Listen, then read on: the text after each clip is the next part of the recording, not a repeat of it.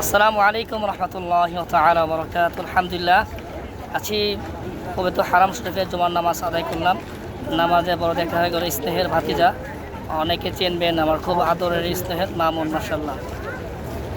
সাথে আছে এও আমার এলাকার ছেলে মাশাল্লাহ, টোটল সাহেব মাশাল্লাহ সুলাইমান। তাদেরকে দেখে অনেক ভালো লাগলো আলহামদুলিল্লাহ। আর ভাতিজাকে মাশাল্লাহ দীর্ঘদিন আগে কাজ দিয়েছে, যাওয়া যাতে দায়িত্বশীলের পরিচয় দিছে, ধৈর্য ধরে কাজ করতেছেন আলহামদুলিল্লাহ, দিনে দিনে সফলতার মুখ দেখতেছে। টোটাল তোমাদের কেমন লাগতেছে এখানে?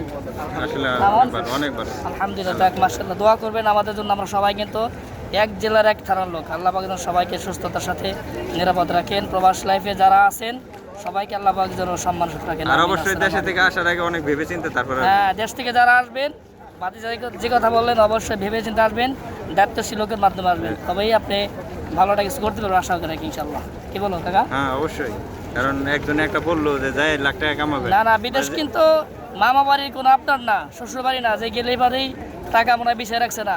প্রবাস লাইফ অনেক কষ্ট পরিশ্রম করে তারপরে টাকা উপার্জন করতে হয়। এই জন্য কাজেই এই মানুষের কান পাড়া বুদ্ধি না শুনে পরিশ্রম করার মন মানসিকতা নিয়ে প্রবাসে আসতে হবে। যে লাখ টাকা কামায় সেই জানে যে এই দেশের মাটিতে কেমনে লাখ টাকা কামায়। সবাই শুধু সফলতার মানে গল্প শুনতে চায়, কিন্তু সফলতা কেমনে আসে এই গল্প কেউ শুনতে চায় না বা দেখতে চায় না।